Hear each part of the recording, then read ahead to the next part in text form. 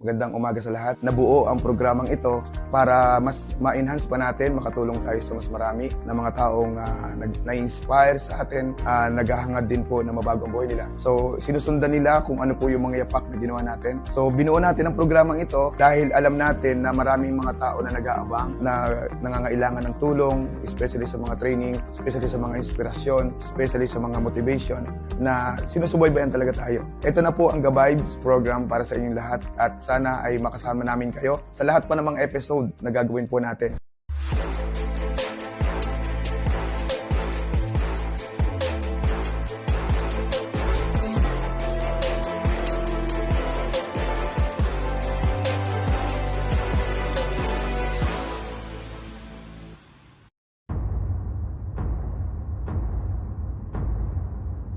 Good morning, magandang umaga, ka-vibes, no? Sa mga nakikinig po sa atin, Luzon, Visayas, Mindanao, welcome po sa programa ng Gabibes. Subaybayan niyo po yung mga programa ng Gabibes para makatulong po sa mga nagsisimula po sa ganitong larangan, lalo-lalo na sa kapamilya po namin sa 1OT Lifestyle International. Meron po tayong isang guest right now at isa sa mga hinangaan ng karamihan, hindi lang po sa pamilya ni 1OT, of course, sa ibang leaders, sa iba-ibang kumpanya. Dalawa lang po ang pwede natin makita sa buhay, sa MLM business, no? Yung isang successful na tao at isang failure na tao. Gusto natin mapakinggan kung paano ginawa ni Coach Gab Castillo ang kanyang success o journey sa buhay sa industriya ng MLM. So once again, Coach, good morning. Good morning. Okay, pwede ba namin malaman kung sino ba talaga si Gabriel Castillo sa panahon niya? Pakilala po muna, ako po si Gabriel Castillo. Ako po ay isang taong may malaking pangarap. So kung ano man po ang katayuan ko ngayon, kung ano man po meron ako ngayon, nagsimula yan sa pangarap. Dahil yung kabataan po namin, talagang sobrang hirap ng buhay. At hindi po kami pumayag na wala kaming gagawin. So ang nagtulak lang sa amin dito para makarating sa ganitong kalagayan, kung ano man po ngayon meron kami, ay dahil sa kahirapan ng buhay. May gusto lang talaga akong alamin sa iyo. No, alam ko successful ka na ngayon sa buhay. Halos nagsimula ka from nothing to something. Sabi nga nila, from rag to riches. No, nakikita naman natin bilang Gab Castillo sa panahon ngayon. Alam ko po na hindi madali, no, bilang networker. So pag sinabing successful, masaya ka ba ngayon sa buhay mo? Kasi kung susukatin natin ang saya ng tao ay about sa pera. Walang katapusan kasi ang pera. So hindi natin masasabi na kung mayaman ka na, may mga tinatangkili ka na, ay masaya ka na. Habang nabubuhay tayo, ang tao wala talagang kakontentuhan yan. Ano po? Hindi ko naman sinasabi na sakim tayo. Pero kung yung tanong po, Coach Richard, na masaya pa ako, siguro sa tingin ko, hindi pa ako masaya. Kasi ang nagpapaligaya sa atin ngayon, hindi naman yung kung ano meron tayo ngayon. Kung pera, meron na tayo nun, pero hindi yun ang nagpapaligaya sa atin ngayon. Kapag may nakita kang mga taong namamag-asa, na para bang kailangan yung tulong mo, yung serbisyo mo, at naibigay mo sa kanila yon, doon ka nagkakaroon ng fulfillment. Hindi ko masasagot kasi ng eksakto yung tanong mo kung masaya ako ngayon. Kasi mixed emotion po ako eh. Kapag titingnan ko kung ano yung meron ako ngayon, may kulang pa rin. Ano po? So, hindi nga lang sikutan lang talaga ay yung pera at tinatangkilik natin. Pero in terms of makikita ko yung mga tao na may nagbabago ang buhay dahil na-inspired sila sa iyo, nagkakaroon ka ng kakaibang pakiramdam na hindi po matutumbasan ng kahit anong pera. Ang sarap pakinggan, ano? Kasi nakaka-inspire po tayo sa karamihan. It's not about the money only, ang happiness ng isang tao. Bagkus nagkaroon siya ng mas malalim na value o kahulugan ang success. But anyway, bago ka naging successful, Coach, ano yung mga bagay na pinagdaanan mo during the time? Balikan natin 5 years ago. Dumarating din ba sa punto mo na habang ginagawa mo siya ay gusto mo nang sumuko? Yes, salamat sa tanong, Coach Richard. Totoo po yun. Kung babalikan ko yung buhay ko last 5 years, yung iba hindi ko na maalala eh. Kasi naging kwento na lang din ang buhay ko. Pero marami doon yung mga masasakit na pangyayari na hindi nakita ng maraming tao. Kasi sa ngayon, ang nakikita ng mga tao, yung fruit, yung bunga ng ginawa noon. Pero yung pinaka-bottom, yung pinaka-dahilan kung bakit nangyari to, kasi hindi kami bumitaw kahit marami nangyari. So yung mga pangyayari dati, ang dami kong mga failures na nagawa, ang dami kong failures na naranasan. Nagnegosyo kami na nalugi. Nakapagtrabaho ako sa iba't ibang uri ng trabaho. Pero naranasan ko po na magutom, naranasan ko po na mabaon sa utang, naranasan ko magkasakit, naranasan ko mapahiya, naranasan ko na naitakwil So napakahirap ng buhay noon. Minsan sabi ko nga, huwag ko nang alalahanin. Pero minsan hindi mo rin siya pwedeng iwasan dahil sa yung mga kwento natin na pangit noon, yun yung pinaka nakaka-inspire na kwento para sa iba ngayon, lalo na yung mga nagsisimula. Kaya hindi ko po masasabi na magaan. Lahat po ay pinaghihirapan at dadaan tayo dun sa proseso na mahirap talaga. So dumating din sa punto, Coach Richard, na halos sumuko na rin po ako. Dumating sa punto ko na ayaw ko na. Dahil nga sa hindi ko na kaya yung hirap. Kasi alam mo yun, yung tipong ibinigay mo na yung best mo, ikaw naman ay nagpakabuti, inaral mo siyang mabuti. Pero sa kabila ng lahat, wala pa rin nangyari. Kaya minsan sabi ko sa sarili ko, tama pa ba to? O isusuko ko na ba to? Pero yung to the point na parang gusto ko na sumuko, lagi kong sinasabi sa sarili ko, isa pa. Yun lang po yung pinanghawakan ko hanggang sa ito na po yung nangyari ko. Sino naging inspirasyon mo? Bakit nag-trigger yung success mo sa buhay? Alam naman natin na kaakibat ng success, no? Mayroon talagang rejection, failures. So, ilang failures ang naranasan mo bago ka naging successful sa ano? Kung ang pag-uusapan ay mga pinasok kong company, bago ko nakita si Opti, nakatatlong company po ako na binigay ko yung best ko rin. Inaral ko rin siya. Pero walang nangyari. Pero yun nga, sabi ko, nang hawak ako doon sa lagi kong katwiran na bago ako sumuko, isa pa. So, ang nag-trigger talaga sa akin dito kung bakit ako nagtuloy at bakit ako naging successful. Kasi yung kahirapan ng buhay. Yung gusto ko kasing magkaroon, Coach Richard, ng sariling bahay. Dahil natatandaan ko, tumira kami sa kulungan ng manok sa bundok. So, mahirap ang tubig, even yung palikuran. Wala kami sariling palikuran. So, yung hirap ng buhay namin sa probinsya, na nakita ko at na-witness namin, yun po yung nag-trigger sa akin. Sa kagustuhan ko magkaroon ng sariling bahay dito sa Metro Manila. Kaya ako'y nagpilit at sumubok ulit. So, nakaka-inspire naman yun, Coach, ano? Alam ko po na napakaraming mga distributor right now na hindi lang ikaw yung naging successful. No? Ang daming mga distributor right now sa One OK na naging millionaires din. No? Kung papansinin natin, no? Andun na tayo sa punto na ibang-iba ka na ngayon. Ano yung mga bagay na talagang maalala mo na habang ginagawa mo na siya? Nakita ko kasi sa picture mo eh. Alam ko galing ka sa pagiging empleyado, tapos trying hard ka na maging successful. Kung papansinin natin in terms of attitude mo right now, sino ba talaga si Gab Castillo ngayon? May nagbago ba sa kanyang behavior o karakter nung walang-wala siya at nagkaroon siya? Ano yung nagbago sa buhay mo? Coach Richard, maraming nagbago sa akin sa pamumuhay ko. Yung tinatanong niyo po na about sa karakter o attitude ko, kung may nabago sa akin. Feeling ko kasi parang wala naman nagbabago sa akin eh. Kasi kung ano ko noon, ganun pa rin ako hanggang ngayon. Ayaw ko rin kasing kumawala doon sa kung saan ako galing. Kaya yung nakita niyo po sa picture na nag-one-on-one ako, kumakausap ako ng mga tao, lumalabas ako dyan. Gusto ko lang ipakita sa lahat na huwag kayong ma-inspire dahil lang sa kung ano meron kami ngayon. Mas magandang ma-inspire kayo kung ano yung ginawa namin noon. Kaya para sa mga nag-uumpisa, hindi nyo po may iwasan talaga na dumaan sa ganong sitwasyon. Totoo po yun. Maraming tao hindi alam na nagtotok ka, nakangiti, di ba? Ay smile, masaya. Pero hindi nila alam na gutom ka. Hindi nila alam na wala kang pera. Dinodrawing mo habang nagsasalita ka, sinasabi mo, payaman.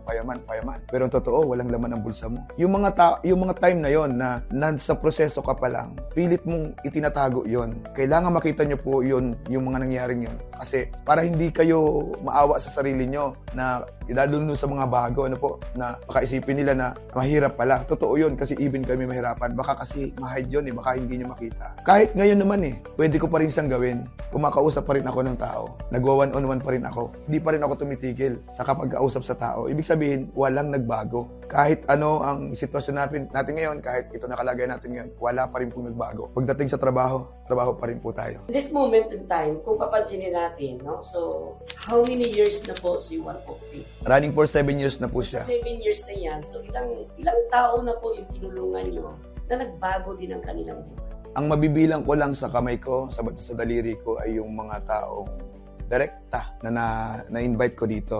So, hindi naman lahat ng mga na-direct ko o yung sumama sa akin ay sumama hanggang sa dulo. Pero yung nanatili, nandyan sila. At yung iba po dyan, makakasama natin sa program na to para kausapin din natin sa next episode natin. Napapansin ko kasi, alam ko po sa industriya ng MLM, ay hindi mabilis ang pag-building ng organization. May mga tinatawag tayong mga emotional, drama, so maarte, saka na lang kasi yung mga tipong ganon. Hindi po maiiwasan na magkaroon ng differences along the way na nagbi-build tayo. Kasi ganoon talaga po, may mga pagkakataon na parehas kayong pagod. Ang tao pag pagod, maiksi ang ang pasensya niyan. Nagtatagpo. May mga pagkakataon na parehas kayong tama ang pinupus na idea. Hindi po maiiwasan sa pagbubuo at pagbibuild ng grupo na magkaroon kayo ng mga misunderstanding ng mga leaders. Kasi yun po yung magpapatatag ng relasyon ninyo. Hindi po nagiging matatag ang relasyon kung walang away, kung walang mga differences. Positive criticism, hindi po mawawala yon. Pero ang maganda nun, at the end, dapat nagkakasundo pa rin kayo. Kasi ang pinaka-importante dito, yung nabubuong idea, nabubuong relasyon along the way na nagbibuild tayo ng grupo. So anyway, since napakaganda ng programa na ginagawa mo, so anyway, ano na yung team na binuo mo na until now ay namamayagpag pa rin? Naririnig pa rin ng karamihan. Team Spartans po. So, gaano na ba kalaki si Team Spartans? Si Team Spartans po ay naglalaro na po sa 600,000 accounts. In just a matter of 7 years. 7 years. Imagine that, no? Ano ba yung plano mo sa pangkalahatan? So bilang pinuno ng isang organization o pinunong Spartan sa ngayon by the year 2024. So napakarami nating plano, no? Kasi ang plano naman ay nag-a-adjust yan. May plano tayo last year, pero ginamitan natin ng 4 pillars to success. Kasi kailangan natin mag-adjust. May mga implementation tayo, execution tayo na hindi nangyayari. So may kulang, kailangan natin pag-aralan.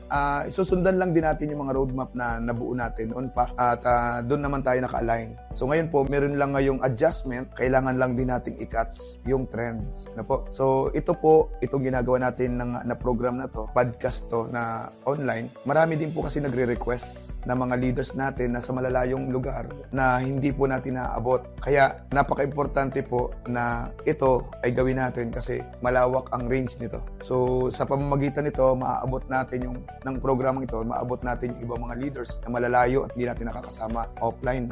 Ang plano natin, mas lalo pa tayo mag-prosper, mas lalo pang lumaki ang team, ang mga Optimians, lalong maging knowledgeable sila at sumabog pa tayo sa taong 2024. Ang goal natin ay mag-times 4 yung production natin, mahigitan natin times 4 pa yung ating nagawa last 2023. So thank you so much sa mga message mo, no, sa mga distributor Luzon, Visayas at Mindanao. No, ano ba advice mo sa mga beginners? Kasi alam natin na hindi lahat na sumasali sa ganitong industriya, lalo na sa One of the Lifestyle International, ay talagang batikan, no, na mayroon silang mga experiences na pinagdaanan na iba-ibang company. Kailangan consistent ka sa ginagawa mo. Huwag yung pabago-bago. Kasi pag pabago-bago ka, ma-disalign ka dun sa vision mo. Dapat may malaki kang vision. At yung vision na yon, nakapokus ka doon. Kailangan po, hindi man ganun kabilis ang resulta. At least, palaging may ginagawa, laging umuusad, progressive lagi yung nangyayari. Para sa mga baguhan, sa mga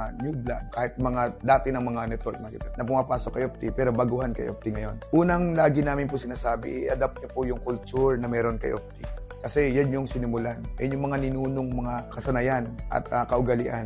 So kailangan po makilala, malaman nyo po kung sino si Opti at ano yung galawan meron dito. Tapos, hindi naman mahirap gawin si Opti. Nahihirapan lang tayo minsan kasi hindi pamilyar sa atin yung ginagawa. So kailangan maging pamilyar sa inyo kung ano meron kay Opti. Kapag pamilyar na sa atin, magiging mas mag-ana siya. Bago ko ikat yung sinasabi ko, gusto ko po muna magpasalamat, unang-una sa ating Panginoon Diyos kasi itong 2023 talagang niyugyug tayo. Niyugyug si One Opti. Isa lang ang magandang nangyari. Nalaman ng tao na totoo talaga si Opti. Nalaman ng tao na talagang matibay si Opti. Bakit? Niyugyug eh. Kung meron mang mga naapektuhan at nakapag-desisyon ng pabigla-bigla at wala na ngayon kay Opti, senyales, si Opti nandiyan pa rin. Come and go talaga ang tao dito. Ang mahalaga lang, ikaw, ano ang magiging consistency mo dito? Saan ka ba nakapokus? Diba? Dapat mag-focus tayo sa pangarap natin na pwedeng ibigay talaga ni Opti. Ang nangyari po doon sa Opti, niyugyug siya tuwing 2023. Based sa aking analysis at na narinig ko rin po sa ibang mga leaders. Lalo daw po magiging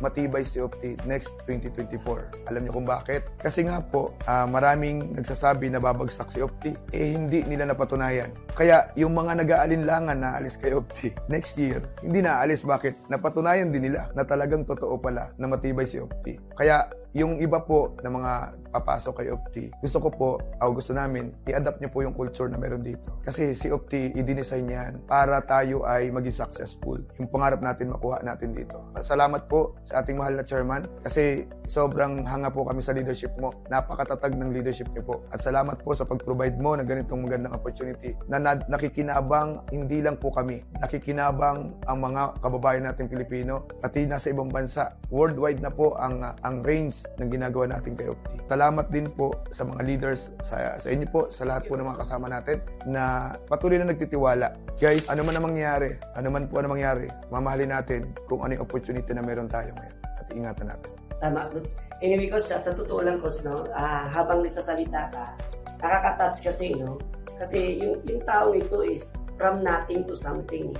No, abundance eh. Kumbaga, ang blessing hindi mapipigilan eh. Anyway, kung papansinin natin, in terms of finances mo, paano mo siya minamanage? Bakit? Kakaiba. During that time, sa panahon kasi namin, 20 years ago, ang mga networker kasi that time, parang walang guide eh, para sa amin. Kumikita, even ako that time, kumikita ng malaki, karoon ng millions, pero walang advice before sa amin na ito yung gawin mo sa finances mo, ito yung dapat ipoprogram mo. But right now, kung papansinin natin, yung ginagawa mo bilang Gab Castillo sa industriya ng multi-level marketing, kakaiba eh. Within 7 years, imaginein mo. So, paano mo hinawakan yung mga bagay na yan? Sino ba talagang naghahawak ng pera mo? Ikaw ba o si Mrs.? Yan po yung malungkot na tanong.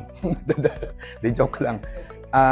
Actually, naging wise na lang tayo. Yes. Kasi nung pumasok tayo sa industriya, ang dami nating nabalitaan. Kumita ng malaki, naging successful. Pero nakakalungkot lang, yung kanilang kinita naging dashboard. Ang pinapakita lang mga dashboard. Pero pag tiningnan mo po yung kanyang investment, yung kanyang pera or savings, walang nangyari. So napakaswerte natin kay Opti. Bakit? Hindi lang po tayo nagkaroon ng chairman na nagpo-provide ng products, system, company, o lahat ng needs natin. Ang maganda lang po dito, even chairman, siya po ay nag-advise sa atin. Parang financial advisor na rin po namin siya. Kasi ang lagi niyang pinapayo sa amin, huwag na ninyong tutularan yung mga nangyari sa iba. Kaya binabago natin ang history. Sa totoo lang, itong One Opti, wala po ditong hyping. Hindi natin hinahype ang tao. So, binago natin, sabi nga ni Chairman, si Opti ang babago ng mundo ng network marketing. Ngayon ko siya naiintindihan. Bakit? Kasi yung iba, hindi naman lahat, pero yung karamihan po, magkakatulad ng nangyari. Naging broke siya at the end. So, ngayon po, kailangan nating baguhin yon. So, salamat kay Chairman kasi every time na mag-uusap kami, ang tinatanong niya, saan mo gagamitin? Saan mo dinadala? Ang maganda lang, hindi po ako humahawak ng pera. Ang humahawak ng pera, and every man success, there's a woman behind. English po yun. Parang isang linggo ko na pong kinakabisa yun. Totoo po yun. Isa po sa naging sekreto ko talaga. Maliban kay Chairman, yung misis ko. Siya po talaga ang nag-handle at nag-manage. Tandem po kami. Ako ang marunong sa trabaho. Pero siya naman po ang marunong pagdating sa pagsinop. Kaya nakakatawa pong isipin. Minsan nagugulat ako, sinusurprise ako niyan. Na sinasabi niya kasi sa akin, lagi niyang termino. Wala na akong pera. Wala na tayong pera. Laging ganon. Nagtataka ako, paano tayo mawalan ng pera? Kaya nga ako kumakayod, umahataw para magkaroon ng pera. Pero yun pala, sinusurprise ako. Every year po, lagi siyang may surprise sa akin. Alam niyo kung ano surprise niya? Savings. Advice ko na rin po sa mga leaders.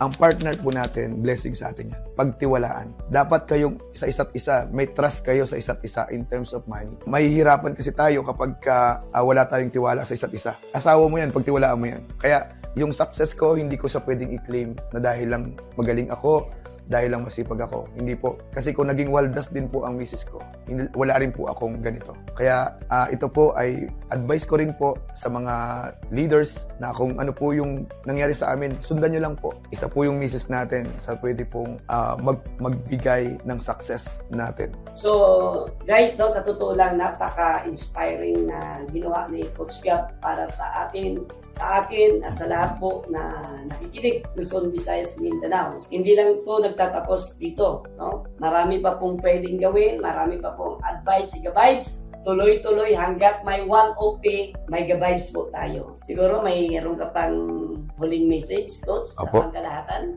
Ayun. So, salamat, Salamat sa iyo, Coach Richard, At salamat sa lahat ng bumubuo ng program na to. Alam kong malaking tulong po ito sa marami. Binuo natin ito dahil ang objective natin, maabot natin yung mga tao na malalayo, hindi natin nakakasama. So, parang gusto lang natin siyang nakaupo lang din dito na nagtatalakay tayo ng mga topics, pero parang sila na yung nakaupo at kausap natin. So, parang inilalagay natin yung sarili natin sa kanila doon sa area kung saan sila nandun. Kaya, yun ang objective po ng program na to. At makatulong din ang programa na to para mas makilala pa ng mga tao si One of T, yung mga successful na tao sa One of T, at ano pa yung mga good news na lalabas natin sa pamamagitan ng program na to. So napakaganda po ng mga hangarin natin, bakit natin binuo ito. Kaya abangan po ninyo yung mga susunod po nating mga episode, topic, pag-uusapan, more on reality, more on nangyari at mangyayari pa. Salamat at nandyan po kayo at wag po kayo magsasawag sumubaybay. Okay, so once again, thank you so much, Coach Gab. Salamat po. Maraming salamat po sa oras na binigay.